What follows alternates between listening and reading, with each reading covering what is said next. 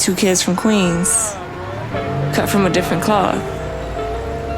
Now joining forces, helping you to elevate your personal brand. Yeah, I'm talking about Nicky and Moose, bringing you a never-before-seen perspective into the mindset, the mentality, the behaviors, the driving force, but more importantly, the stories behind the people and brands that you know and love the most.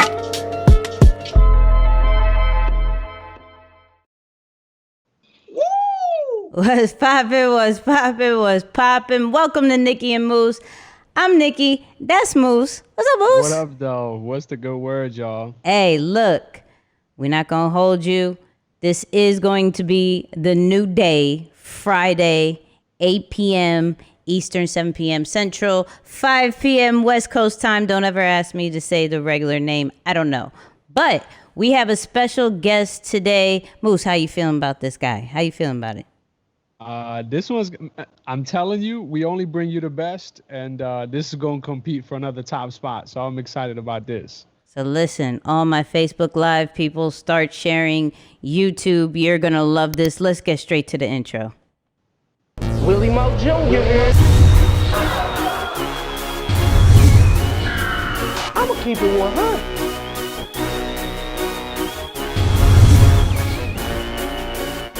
I'ma keep it 100. Flat out. Willie! Willie! Up, the energy is amazing. Shout out to Moose and Nicky, man. Listen, I'm glad that I'm on the show, and I'm glad I'm gonna get a chance to watch the show every Friday. I'm streaming. Hey, look, but we had to do the bomb for you. Thank you. All the way. Let it go. I know. Look, for the two people who don't know you, Willie, give a small little intro. Let the people know who you are. You know what? I'm cool with Nicky and Moose. I think that should be good enough. Because I guess I made the upper echelon. For those of you who may not believe that, I'm Willie Moore Jr. I'm from St. Louis, Missouri. I'm actually in St. Louis now. I'm not in my studio, so I'm kind of weirded out because they look really, really cool. And I just wish I was in my little studio with my balanced light, but I'm stuck with a ring light. But I'm a speaker. I'm a nationally syndicated radio host, a TV personality, and more important, just a conduit, God's instrument. Like I empower people, especially entrepreneurs to do business by the good book. That's how we become successful. And I'm just blessed to be here with Moose and Nicky. It's so good to see y'all building the brand and all that stuff. I feel like I've had my blinders on. I've been producing the show. But thank God for y'all. Thank you so much for letting me on today. Oh, no. It's our pleasure, man. It's our pleasure. Absolutely. So let's start it the regular way, because I be forgetting sometimes. I promise you, I be forgetting. Oh, that's you right. already know we talk about the flight assessment, right? And we got to figure out what Willie is. Willie, don't tell him. But we have to figure out if he's a pilot, a flight attendant, a grounds crew, air traffic controller. Moose, in a minute and 30, can you let the people know what is what? Absolutely. I mean, Willie's cheating a little bit. I see him sporting some red, so I think that might start giving some people a hint, what side he might be on. But anyway, we'll see where it is. But anyway, man, y'all know 4 main personality styles that we know exist in the world. We use the pilot theme because we notice it to be the only place that you can't have a successful experience unless all 4 of these people work together. First and foremost, you got the pilot leading it off. This person is, they do what it does, right? They make sure they get the plane from where it is to its final destination. They're motivated by challenges. That's what they love to do. Next, before you take your seat, as you're turning that first corner, you're going to, see a flight attendant greeting you, smiling at you, welcoming you. They just want to make sure you have a pleasurable experience. So those flight attendants, they're all about the people. They love to have a good time. That's where they get their energy from, and that's what they do. You have a seat. If you're sitting by the window, you look out the window, you're going to see some guys in an orange or a green vest packing some bags onto the plane, bringing up some beverages or snacks up to the flight attendant. They got a lot of different responsibilities, maybe wheeling the plane back onto the runway or to the gate, right? Depending on where it is. They do a lot of different things, but they're the glue that keep the operation together. That's really what, their style. They don't want to get into nobody's way. They're not trying to have any real issues. So they're the peacemakers of the world. And then last but not least, before the plane take off, you don't see these people. You don't hear from them, but you hear about them. Air traffic control, right? Pilot come on and say, hey, air traffic control said we got next. Or we can't take off yet. They said we got some delays up ahead. So those are the people who are on schedule, right? On cue. They work with a lot of details. They like to make sure everything is lined up, and they want to get things done right the first time. Amen. I mean. But look, Moose, start off the questions. Willie, all we're going to do is just go back and forth with some questions. The people want to know things from a business side, from a branding side, from a family side. So that's all we're going to be doing today. Let's do it. Let's go. Yep. A big part of it, Willie, for us, man, is just making sure that we acknowledge people that, you know, we feel are doing a phenomenal job. We look up to in some ways. And, you know, we want to make sure we give flowers while people can still receive them. Ultimately, that's really the whole idea behind it. But we, of course, love to do what we love to do, which is educate others, right? Kind of give them a piece of your journey, of your story. It's like, hey, you know, you might see me now, nationally syndicated, yes, but obviously that's not where I started. So I think that's a great place for us to open up, man. Tell us how you got started in this. I know there was a time where, you know, you were in the basement kind of trying to tie things together and make it happen, but give the people maybe, you know, a quick version of the story in terms of how Willie Moore became Willie Moore. Man, you know what an amazing question. How did Willie Moore become Willie Moore? I'll tell you, trial and error, right? Trial and error has been one thing that I've never been afraid of. You know, I used to be this guy named Pretty Willie, right? I was an R&B and hip hop guy. If you can see now, the kids, if you look on my Instagram page, the kids took all the pretty. I'm just trying to hold on to handsome, just like this, right? That's all I'm trying to do. But started off on stages across the country, 10,000, 20,000, 30,000 seat venues across the country, being an R&B guy named Pretty Willie. Then I signed a record deal with Warner Brothers Records out in Los Angeles, and I really realized that everything that I wanted, everything that I thought that I was going to be, it just kind of ended up being empty. And because I was really drinking too much and smoking too much, I decided to go to church. I said, man, you know what? I'm going to go to church just because I don't want to be drinking every day and smoking every day. And I got more than I bargained for. I had an encounter with God. And when I say encounter, it wasn't like this spiritual experience. It was more so that I knew in my heart that this was the direction that I was supposed to go. And I started doing these video vlogs, man. Just started doing video vlogs every single Wednesday after encountering a guy named Eric Thomas, E.T. the hip hop preacher, preaching consistency, preaching you should do it this way. And unlike most people, when they watch it, I didn't get motivated. I started to really execute.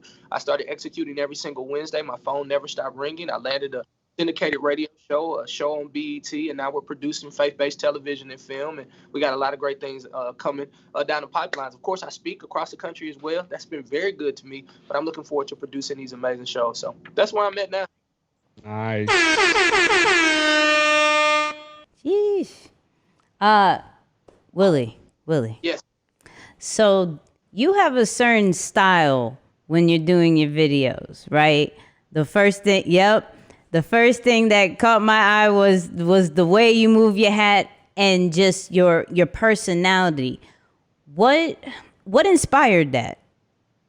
Where I am right now, St. Louis. You know, I believe if you're speaking to everybody, you're speaking to nobody. So I was really speaking to my city the whole time. Like, I come from a city where, you know, it's so segregated and the neighborhood is the neighborhood. But I figured nobody ever really attempted to bring faith-based content to the hood or to the neighborhood. And it just so happened that all people began to watch and all people started to get inspired. But I was speaking to one specific area, and I knew I couldn't come in with a suit and a tie on and say, well, you know, great things are going to happen to you. Because my boy No Sage would look at me like, man, you lame, bro. Right. And so I decided to, you know, take an urban edge towards inspiration. And, you know, glory to God, it started to work. And, you know, now thousands of people watch us every single week. And, you know, our phone just continues to ring with amazing opportunities, and we're creating our own opportunities. So, love it. Moose, tag. Yeah. Tell us a little bit about, man, I know in the beginning, people sometimes struggle either finding their voice, embracing their unique style, a combination of the two.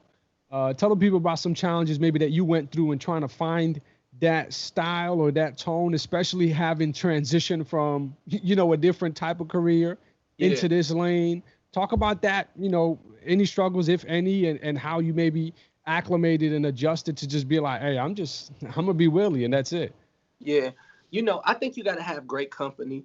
you got to have people who can look at what you do and not just say, that's great, that's good. Like, I really thank God for my assistant, the 2-man Chuck. Like, he does a really good job of making sure that I'm never going too far in any area. And of course, just a group of people who just continuously support my ideas, because you can't lose your way. Like, when you start looking to the left and you start looking to the right and seeing how other people are doing it. I can remember 2016 when Dr. Eric Thomas and I began to travel on the relationship tour. And then, of course, I had my own spot dates. And I'm looking back at the tape. I'm like, why in the hell am I so tough on here? You know what I mean? I was like, and you need to, and what you doing? I'm like, no, I'm like a laughy, smiley guy. And so it took me a long time to really say, you know what? I'm okay with Willie. What's for me is for me. I'm not anyone else, and I'm excited about who I am. And, I would say declarations help a lot. And then my block button, my unfollow button. If I feel myself starting to look at other people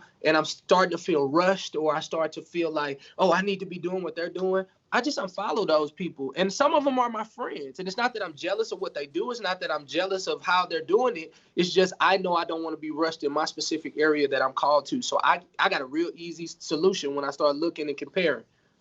Unfollow. There you go. Praise the Lord. Oh, Shatta. It wasn't even spiritual. It just worked, right?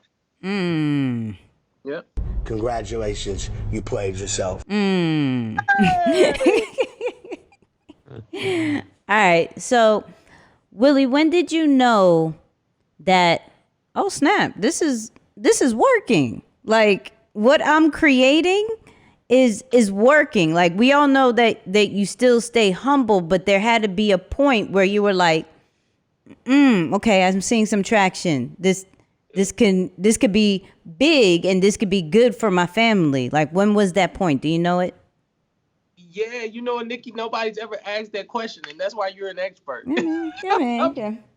Because it's really challenging. So I would say, like, it's maybe one to 3 parts. So number one, when I did the Whitney Houston video, and I started to see, I put it out, and then 363,000 people watched that day, and I took like a God wink that I should maybe start doing a lot more of this, because I had never seen that many people at one time begin to watch. So I decided to be consistent there.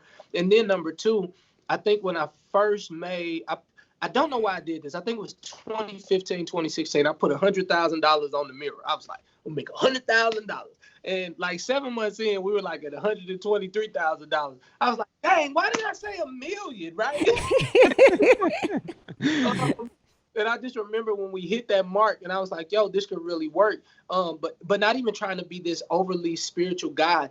I really enjoy people. So, like, people are my pay. When people get their aha moment, when I get calls from different jails, or people send me letters from different jails when they say, I never encountered what you do the way you do it. I think that's the real pay. And then last but not least, when I go back to the hood and, I'm still respected as this guy. Like, I'm respected and they show love, not because I'm the tough guy, but because I'm the guy who was able to choose something different and be successful in it. So, yeah, it's a lot of parts where you feel like you win. Go ahead, Moose. Yeah, at some point, man, I think from what started off as something as fun, as an idea, something that you were just messing around with, like you said, it starts picking up. You start getting some calls, and you start to really pay attention to this concept of, okay, I got to tie some level of branding. Okay, I gotta tie some element of business to this, because this is a business. I can't just be out here, like what Didi used to call them, the Mickey Mouse Club, right? Talk to us about just some of the lessons that you've had from a branding and business standpoint, and just how you've built the two together. Maybe some of the early mistakes that you made, and how you've adjusted to be able to attract some of these opportunities now. Yeah. I do thank God for my Pretty Willie days, because even when you were creating content musically, you always had a goal of the person that you wanted to touch, or the consumer, if you would, or the person that you're attempting to touch. So even when I came into, my faith-based speaking scenario, I knew who I wanted to talk to. At that time, I wanted to speak to teens. I was speaking all across the country in youth ministries. And I was like, yo, I got to be able to hit their phone. So I got to be able to be colorful. I got to be able to be fun. Quite recently here in the last 7 years, we realized that our demo is like 25 to 54. And so if you kind of look at me now, I'm a little bit more mature in my content. A lot of times it's tough for people to transition, but I mean, I think Instagram and Facebook, they do a very good job to let you know like who you are talking to exactly. And so a lot of times you know what you want to do, but then you have to look and say, who am I attracting with what I'm doing? So I began to look at those analytics and I said, how can I really impact ladies 25 to 54? Most of them have 2 children. Media income is between $45,000 and $55,000. And I'm like, okay, cool. So how can I cater to what they do with what I do? And so I started looking at those numbers, and we did our best to create content that speaks directly to the lady. So if you see me doing videos, I'm not talking to the dude. I ain't like, bruh, and then bruh. I'm like, nah, little mom, let me tell you something. And it's fun. So I know exactly who I'm talking to. I know what I want to bring out. And then, of course, we added a lot of clothing, a lot of master classes, a lot of tools for our people. And so we have we call it the faithful few. Of course, it's probably a little bit few more than most people have, but we cater to our faithful few every single month, and we continue to make residual income every single month without taking an offering. I always say that, but yeah, we don't have to be like, well, put $20 in the basket. We got a job.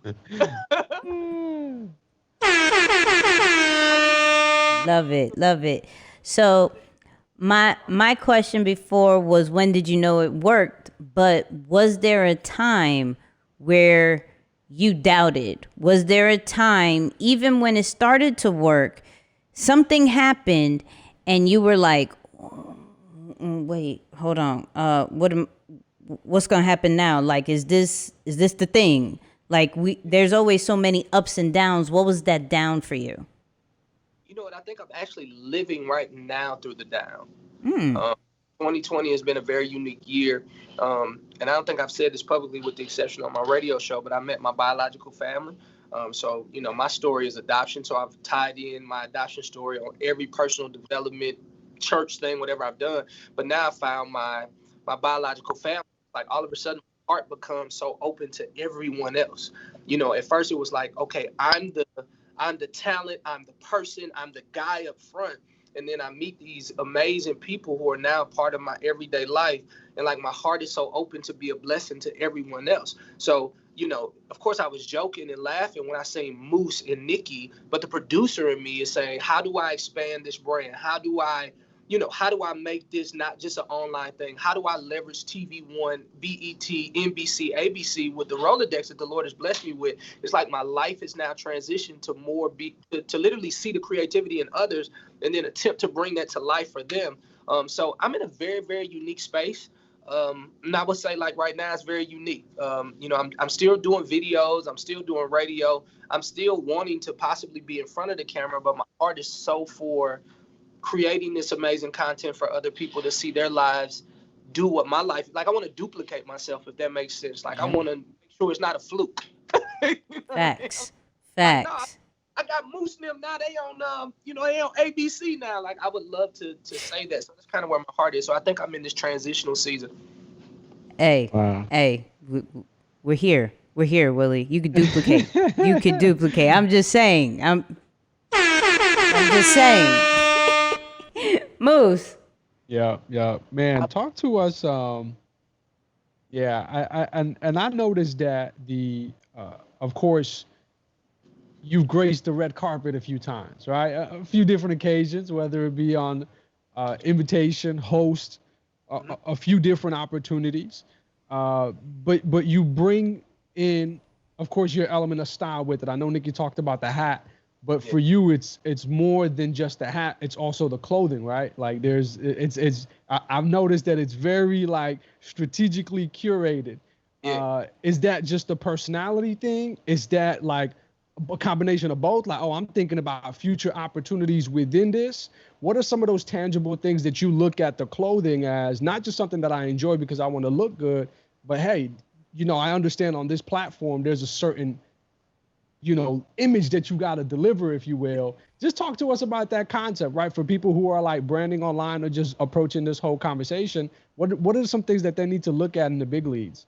When you get there, you have to realize that you go from, and I'll say it this way, because I'm kind of a church guy, inspirational guy. You have the storefront church, where it's 10 or 15 people, and of course you can cater to them a certain type of way. But then when the Lord allows you to be a part of a broader audience, you have to start asking yourself, okay, 10 years from now, when I look back at this, like, how will that like really correlate for who I will be 10 years from now? I often tell people, when you're branding something, just know that it's going to cost a little more than you thought it was going to cost, and it's going to take a little longer than what you thought it was going to take. And so for me, I always live in 10-year increments. So right now, 10 years from now, I'll have a 27-year-old son. I'll actually have, and this is so weird to say, but I actually have a 21-year-old son. I will have an amazing 15-year-old son, and I will actually have an 11-year-old baby girl. And so if I'm living in this 10-year increment, I realize that I'm not going to always be this guy so urban and so fun, because, even when I'm in the hood right now, I'm thinking to myself, I got to get up out of here. Like, I'm not the same guy. And so when I'm doing red carpets, I'm taking a tap into my future. And so I want people to have a future mindset of what you think you are going to be and what you're going to do. It's so important for us to have foreknowledge, because if we focus on the immediate, we're going to miss literally the ultimate. Like, we're going to miss the picture. And so for me, I'm always like, when I'm styling, I'm like, okay, cool. No, I don't want to do that, because that's going to look corny. It's kind of looking back at your 12th grade high school situation. You're like, man, why did I do my hair like that? I don't want to be that guy. I want to look back and be proud of what I did, so people can say, oh, man, I knew he was going in that direction. So one day I'm going to be suited and booted. Like, I know, I think, I know that one day I'm going to have to wear these cool suits, and I'm okay with it. Like, I tried the T-shirt, but I understand that where I'm going is going to require something different. Yeah. Bow, bow, bow. Hey. So, had to get the pop smoke. So you started with videos, and you said it, and you're still on it. You're on radio.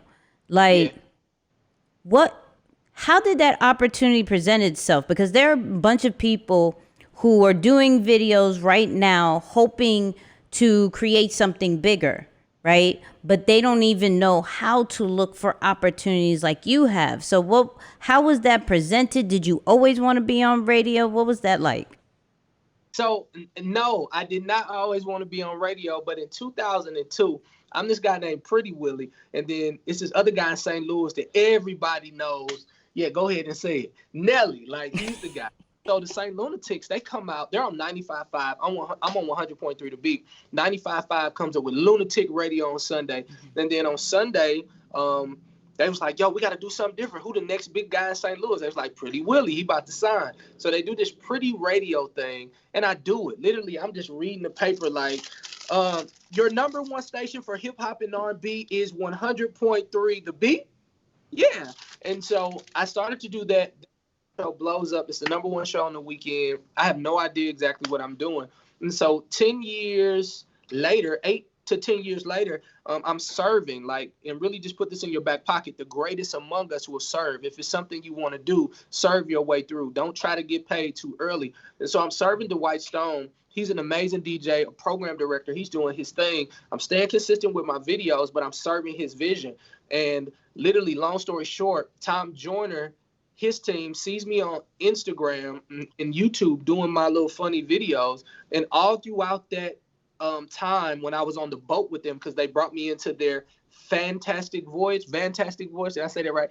And so I'm like doing everything they need me to do. My wife is saying, why they keep calling you? Why they keep on calling? It's 2:00 in the morning. They want you to do another video. Right.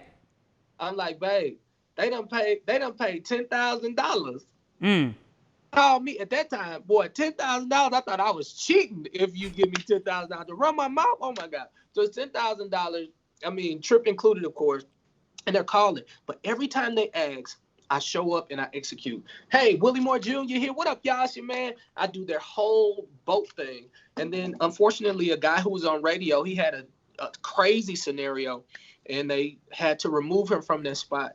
And so they had Mary, they had Dietrich Haddon, Kiara Shear, all these gospel greats, and then they allowed me to interview. Now, let me tell y'all something, and I'm going to be serious with you, Nicky. This is my own goal. I got a big social media following. They about to put me on radio. My goal, I tell my team, bruh, we finna pump up at Willie Moore Jr. Live so much. If we can get 10,000 extra people, we can keep selling T-shirts and masterclasses. Facts.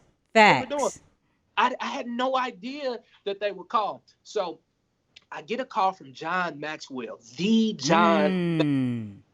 So he catches the videos. So they asked me to come out to one of his exclusive creme de la creme places, right?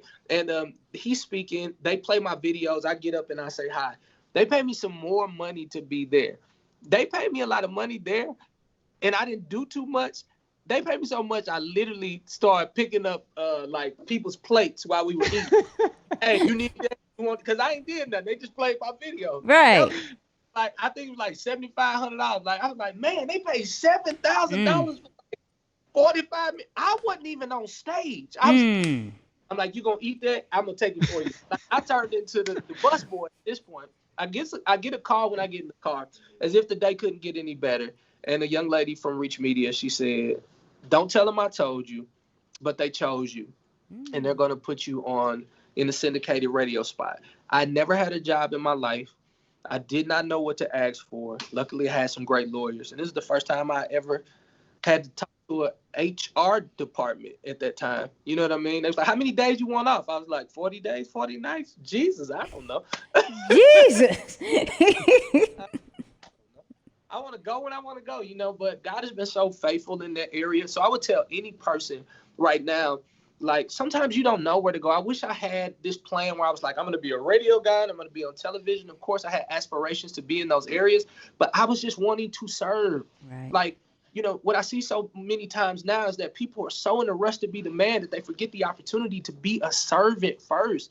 You know what I mean? Like, whatever your metaphysical orientation is, like, whether it's Jesus or you just say Allah, like, you realize that the service part of it all is what expedites the walk. And I just hate when people don't want to do the service part and they're so in a rush, or they just bother the hell out the leader. Like, man, my bills due. Nobody wants to hear that. Serve quietly and do what you're supposed to do. So. Tag. Yeah, you could have dropped the mic after that, Willie. Facts. That's good, We man. could have left. I'm sure some people is gonna be like, well, you probably just had to do that to get started. You ain't serving no more.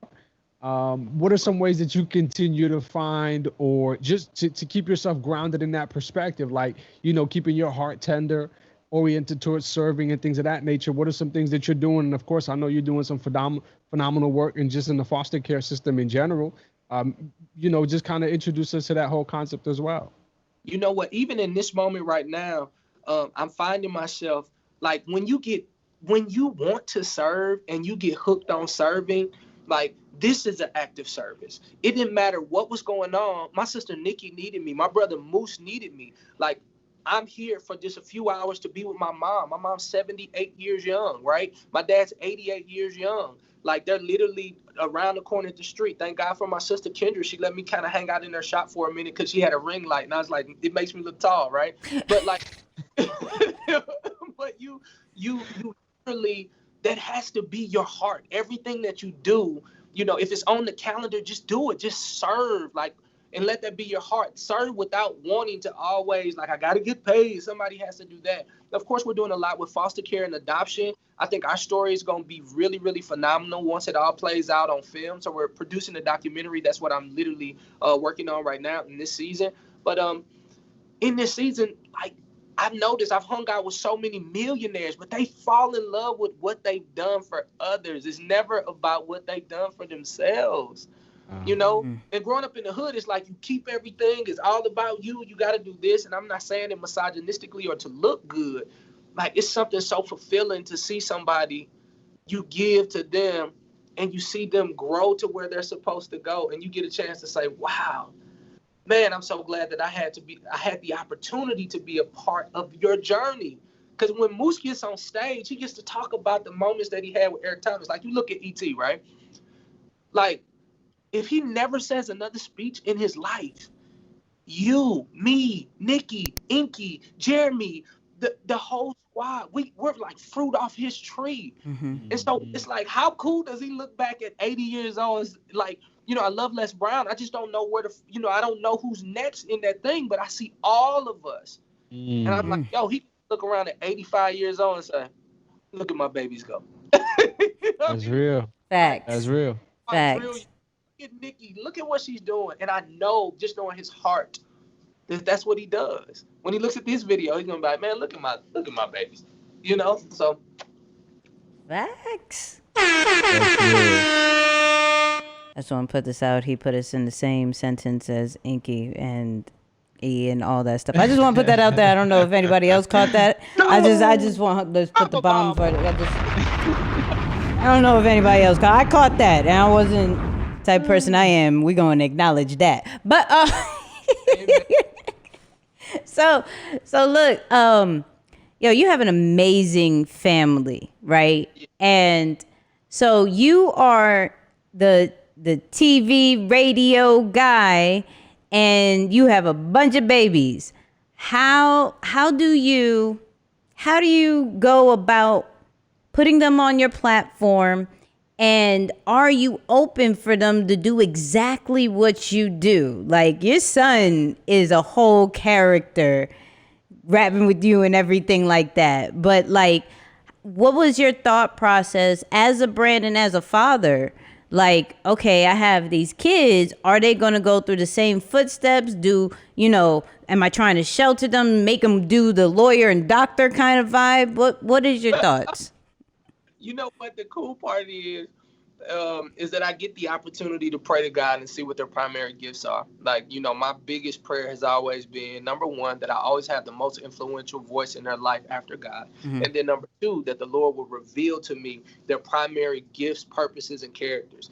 And so when it comes to Khalil, he's our athlete. He's the mature, he's very disciplined. He's that guy. So I knew what I wanted to pour into. Mm-hmm. And I always challenge parents to not be so focused on what you think they should do, but contact the creator and kind of let him know, like, all right, God, what do you think I should do? How can I be a better parent for what you put in this kid? I believe that children come from God. They just come through parents. They come from God. They just come through parents. So it's up to us to contact the creator. I'm like, all right, so what you want me to do with this guy? Mm-hmm. So when it comes to Khalil, he's an amazing athlete. He took after me in that regard, just so I'm able to pour into him discipline. So I'll send him things like E.T. the hip hop preacher. I'll send him things like this because he'll love it. If I send this to like Peyton, mm-hmm. my little actor dude, yeah, like, Daddy, what are you doing? Because God made him a high eye personality. He loves creating things. He loves painting. And so for him, I'll do a better job of giving him paint brushes and putting him on audition. So he's going to be our little actor and performer. And then Princeton is a leader, like my little 5-year-old. So he's a leader. So every single day I pick a shirt, a blue shirt or a light blue shirt, and I make him make decisions. You want the blue one or this one? And I make him look, and he makes a decision because God told me he's going to be a leader. Hey, Princeton, would you like cereal or would you like oatmeal? I want quickly oatmeal. Okay, cool. So I'm training him in the way he should go. So when he's old, he won't depart from it. And then Paisley's my daughter, so it really doesn't matter. Like she's like, she get to do whatever she wants. I don't even think I asked God yet. Like, hey God, what she doing? It's like, it don't matter. She can just stay at the house with me. I love that little girl. She has made my heart so full. I started counseling because of her, and man, listen, girl, dad, all the way. Shout out to Kobe. Yay! Tag, man. So one of my favorite videos of yours, man, is actually the moment after you interview President Obama. It's like, yo, Prince, we got to go there, Prince. I love you, man. Yeah. But I just, or former president, I should say, right? But my whole thing is, I think you're like on a roof, and it's like, for you, it's like such a surreal moment. And just talk to us about that experience, man. I think it's one of the coolest stories that you share. Man, bro, Moose, let me tell you something. So I get a call a couple weeks before he about to go, hey, this is such and such from President Obama's team. I was like, playing on my phone. Y'all play too much. I'm from Berkeley, Missouri. President Obama team ain't calling me, And so I realized, I'm like, put it in email form. So I can at least, investigate, see what the tagline is. Does it really say POTUS? You know what I mean? And so we finally get the email, and it's like, would you like to interview him? I'm like, would I like to interview him? Of course I would like to interview him. Who won't? Right. Who doesn't, right? And so we we finally hook it up. I get it with my producers. And so I call my mama. Now, my mama, she was like 75 then. And so I called my mom. I said, Mama, I done made it. Now, you got to understand, I'm from St. Louis, Missouri. Median income, $17,000. Killers, dealers, drug dealers everywhere, but great people, right? So I called my mom. I said, Mama, I done made it. She said, why did you make it? I said, tomorrow I'm interviewing the President of the United States of America. You know what my mama told me? Say what? You lying. All you do is sit up there telling the story. Stop playing with me. Is this punk? No, she wasn't ready. She wasn't ready. Not ready, huh? And so I said, no, Mama, you got to listen. It's about to happen. I'm going to put it on tape. So the day happened. So I'm looking through all my clothes and I'm thinking to myself, what do I wear? But it's a phone interview. I don't know why I want to dress up so much. Right? You know, I'm driving and my palms are sweating. I'm never sweaty. Like even when I'm in the gym, I'm usually not sweating. My palms are sweating. My underarms are sweating. We get to the radio station. They call. Hello. I'm like, what's going on, guys? And they're like, hey, this is such and such from president's team. You'll be on the phone. No, he says you're gonna be on the phone with the man in less than 5 minutes. I was like, who do they got? Like Tyrone on the phone? Like, who says the man, right? And so the phone hangs up. The next guy calls. He's presidential. Okay, he presidential. You have been on the phone with somebody, you know he got a job. Yep. Elegance. Yeah. So elegant. Hey, we're so blessed to be on the phone with you, Mr. Moore. So do me a favor. Make sure that you do not put us on hold and you do not put us on mute. In less than 2 minutes, you'll be on the phone with the President of the United States of America. Get what?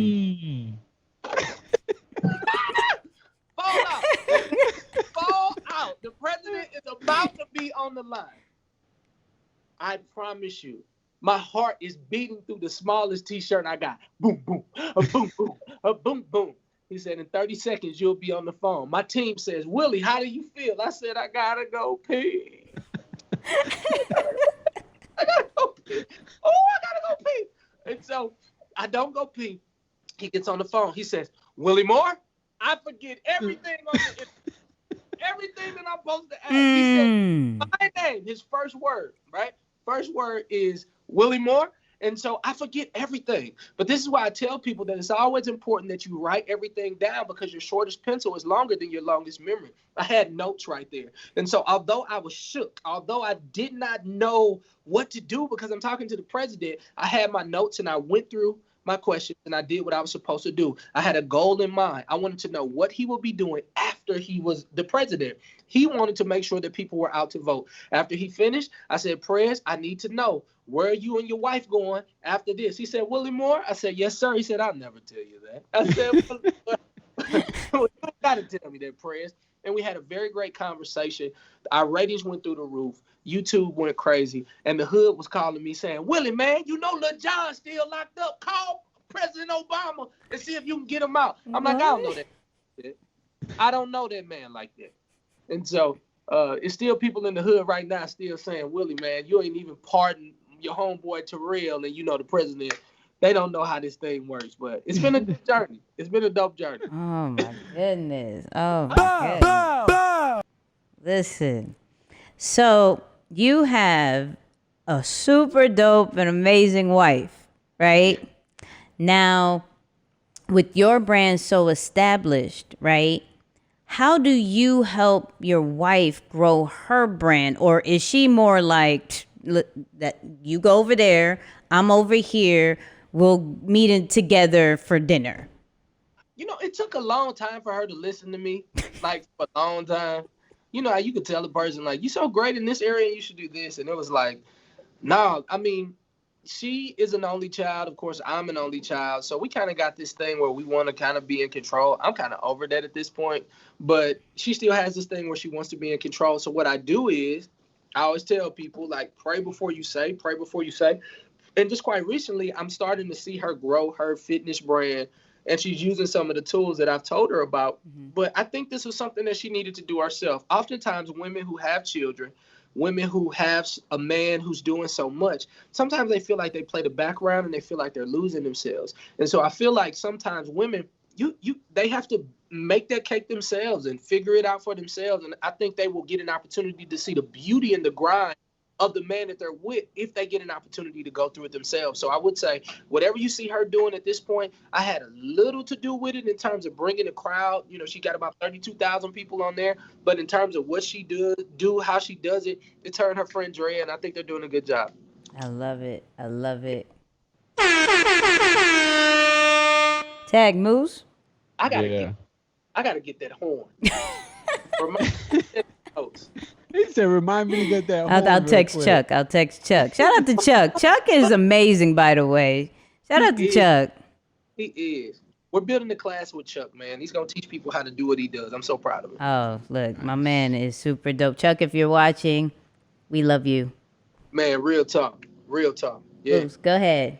Hey, on that topic, man, I think it's important. One of those buzz terms that everyone cares to know about is leadership, right? And of course, we're talking about Chuck, and I think there are different times where probably each of you have to take the lead on certain courses, I imagine. But just talk about some leadership lessons. Maybe some of what would you say is one of your biggest leadership lessons just on your journey and what you've learned when it comes to working with others, leading others, guiding others? There's a lot of people calling on you and pulling on you, and people don't recognize that the larger the platform, the larger the responsibility, right? Like it's cool, you gain likes and all that good stuff, but it's a big responsibility. Talk about some leadership lessons that you've learned along the way.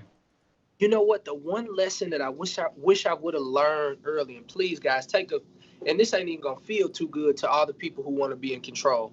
Like, this one gonna step on your toes so much, you probably gonna say, Willie Moore, I ain't doing that, right? Because if you told me this 10 years ago, I'd have been like, no, I'm definitely not that. But if I could speak to the person right now who is attempting to be a leader, I want you to understand that submission is an invitation for someone else to lead. Full submission is an invitation. I said, wait a minute. Wait a minute. Run that back. Yeah, submission is an invitation for someone else to lead. Like, even if you think about your man or your woman, if you say, babe, what restaurant would you like to go to?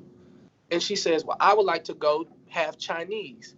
If you say, okay, then you're moving in the right direction. It doesn't mean that you don't always have a say-so, but sometimes it's important to submit to someone else's leadership. What that does is it gives them confidence, it builds their momentum, and it allows them to feel confident in the position that they're in. My biggest issue or my biggest problem is that I've always been a micromanager because all the divisions start right here, right? And so now I'm saying this is the vision, and I know the right questions to say.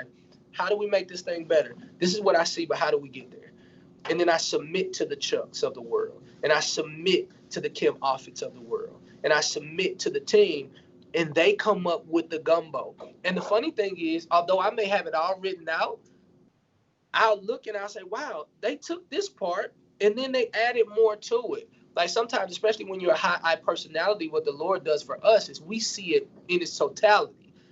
But the thing is, he shows us in totality, but how we get there should be open to the D's and the S's and the C's. Like, I would never build another plan without a C on my team. Like, if they're not going to build the blueprint, I know I'm just out there fishing. It's going to take me longer. It ain't going to be as good. And the momentum is going to be down by the time we present it to the world. So I hate C's. Shout out to the C's out there. Don't really like you guys because you check me all the time. I was just like, that's me. Congratulations. You played yourself. And I said, 67% of all people do this. It'll be a moose that says, so Will, great job. But where did you get the 67% though? Because right here, it clearly says it's only 53. I know, so that's right. Where did you get yours from? But what they do is they make sure that we're not falsifying information. They understand that we, as eyes, we like to overpromise and sometimes we underdeliver. And so it's so important that you submit to your C's, that you submit to that D. And it doesn't mean that we don't have an opinion. It just simply means that we understand their primary character traits and we can get there a lot easier, more effective, and we can present a better product to the world if we submit to their leadership. All right, let me get some questions from the people. Start asking your questions. We got a few. Here we go. Will you and Nelly ever do community work together? You know what? We will. We'll do some community work together. I will say, not to do the Hollywood thing, but I'm very close to his two-man, which is Ali. Ali is the same Lunatics. He is the person who created this amazing brand.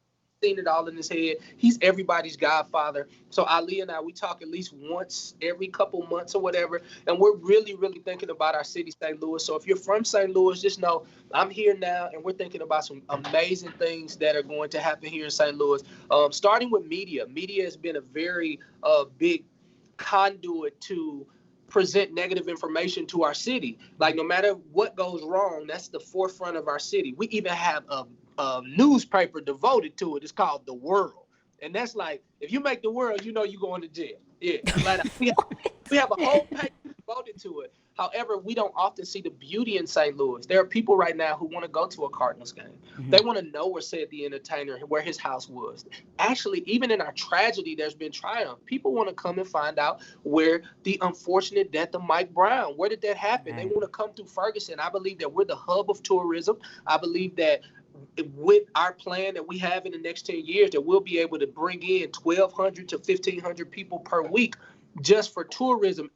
Per day, just for tourism, which means we'll get a bigger group of people coming in. And I'm telling the hood that I can turn your $20 rock into a $20 t-shirt, because I'm going to bring in more people so you can really do what you got to do. And so we got a bigger plans, and Nelly is a part of it. So thank you for asking.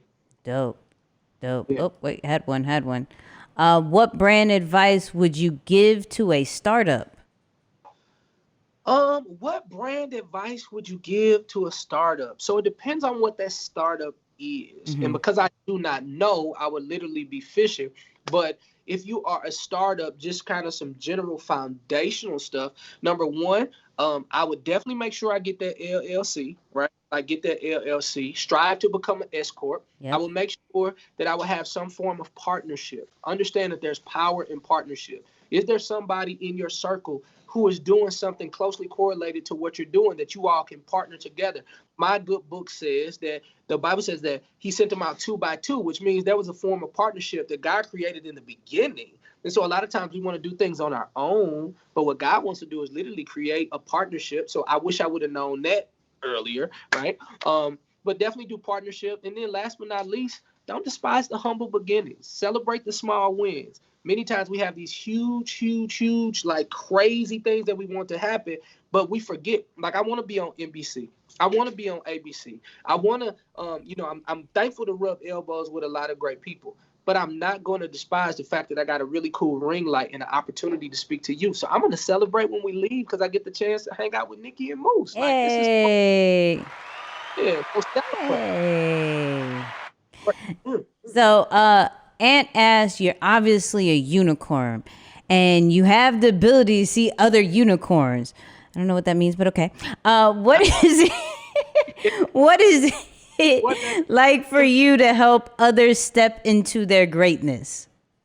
All right, what is it like for you to help others step into your greatness? For me, it is so fulfilling. Like, it is so fulfilling. Like, it's so weird. And I'll tell the story because there are other unicorns out there who are hoping that they get the opportunity to maybe make it one day. Maybe it's financial. I'm sitting in a building. Do you mind if I say this part?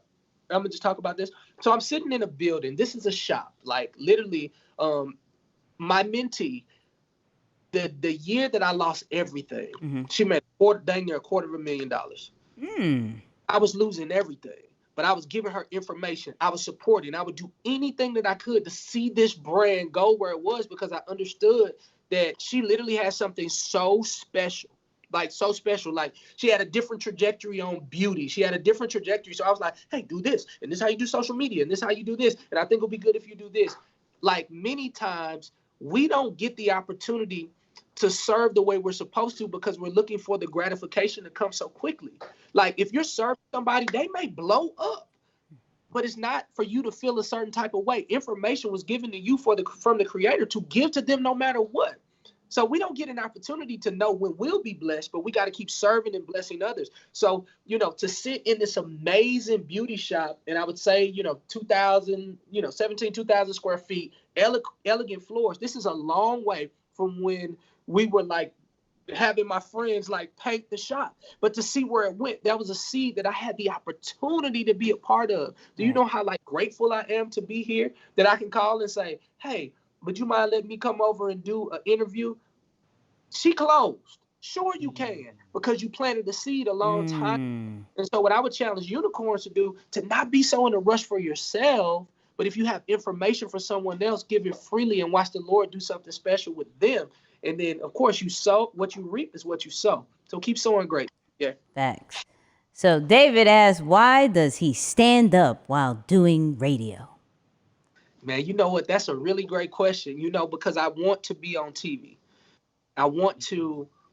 I'm a speaker, so I like to stand up. So me sitting down is cool, but I realize that I get 4 hours to practice every single day.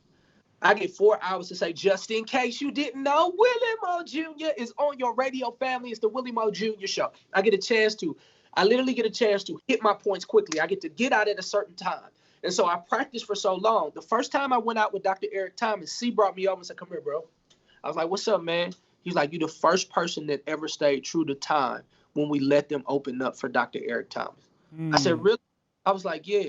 And I had to say, thank you, God, that you allow me to practice with time in radio. Like everything is a seed toward your bigger destiny. And if you master small, he'll make you ruler over much. I've never had another problem being a part of anything Dr. Eric Thomas wanted me to do, because I stayed true to what I was given. And I didn't try to overdo the allotted time that was given. Like a lot of people, they get there, they're getting on stage, and they're like, E over there, I got the show out. Like, no, this is E's show. He's allowing you to be a part of what they're doing. How much time did they give you? Well, you do exactly what you're supposed to do. So that's why I stand up on radio, so I can stay true to time. Lower your tone. That's good. Yeah. That was good. Val asks, what up, Val? How was it meeting your bio parents? Surreal. It was surreal. Meeting my mother, and many of you all have heard my story, especially if you've been out with Dr. Eric Thomas. I always say, January 6, 2009, January 6, 2009, January 6, 2008, the crowd says, 9.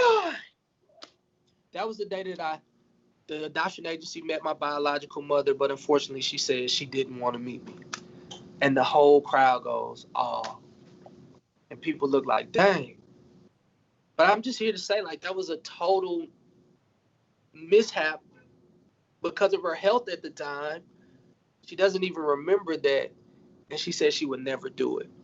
I would have never did that if I was in my right mind, if I was in my right health. I would have never did that. Like I love you. And to hear those words from your biological mother, it helped me to just open up my heart to so much. Like, I'm so compassionate. I know this is kind of like a PG crowd, but everybody in my team called me New Nira. That's the new ninja. The new ninja's so good. Can we keep new ninja? How long new ninja gonna be around? Right. Because I'm very compassionate. I'm not like booting people out because they make a mistake. I'm just so filled with love, and I want the world to be able to feel what I feel, and so I'm attempting to give it every time I get an opportunity. But it is so amazing. I don't want to be long-winded on this subject, but if I could just paint a picture real quick, Moose and Nicky, just real quick. Is it okay? Is it okay? Absolutely. Go ahead.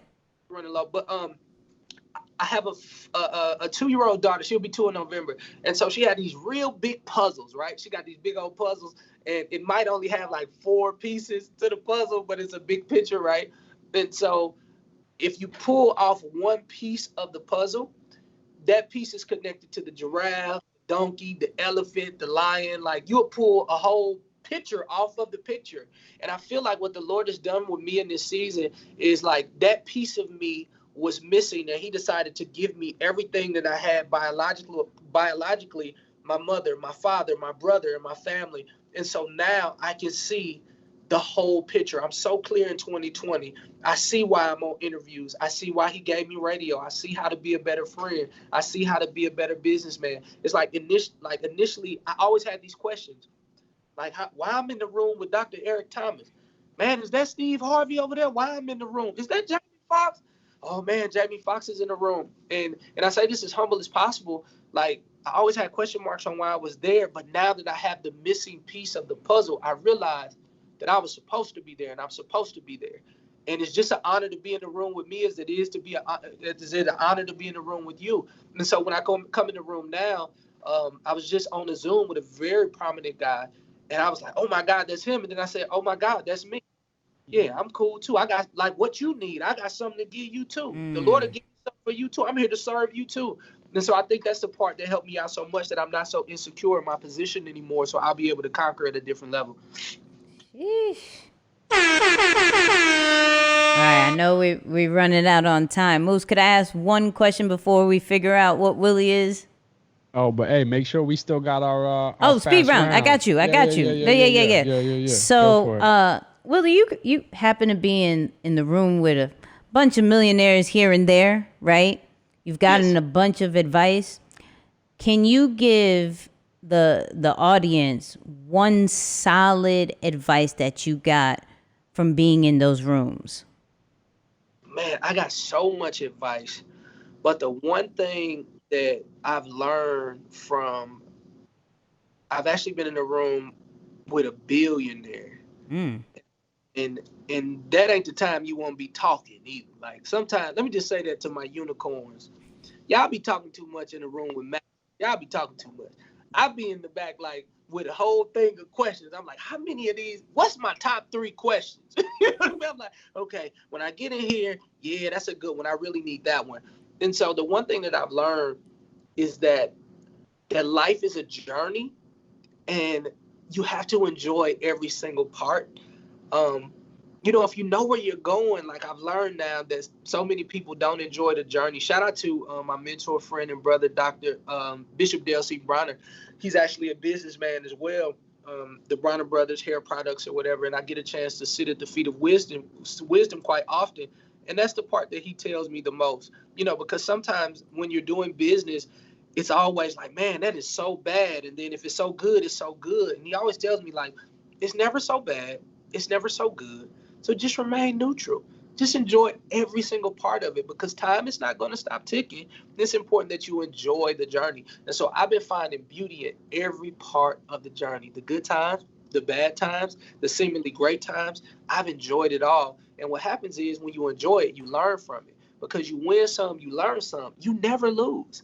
Like, whatever went wrong or whatever went right, whether it's that a relationship you thought it was going to be so good for the rest of your life, you learned something from that. And so you now govern yourself accordingly. And so I'm learning that so much. And that's one of the bigger things that I've learned from my super rich partners. And then a Ferrari.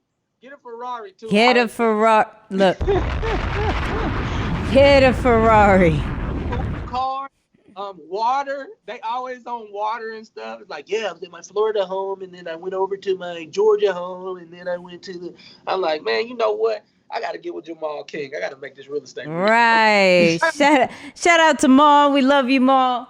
Love him. He's one of my millionaire friends, too, but he talks different than what I just said. Hey, absolutely. Absolutely. Moose, speed round, ready for you. Tell me when you want the clock up.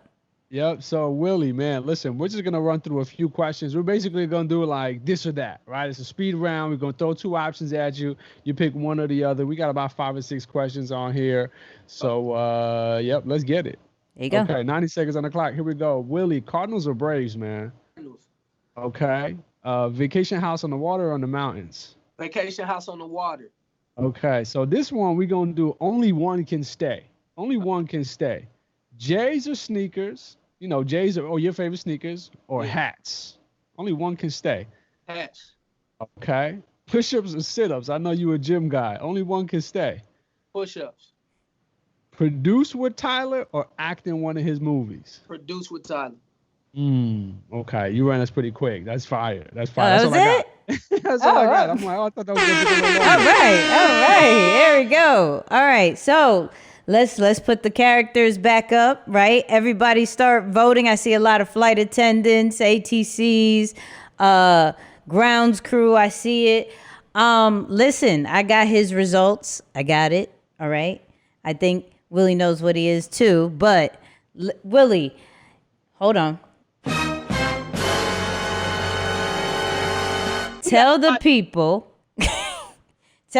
what you're not. Cancel out the very first one. I'm definitely not a C. No, sorry, ATCs, sorry. I Some love you. we can't love, work. yeah, we love you, Moose, we love you. All right, name the next one that is gone.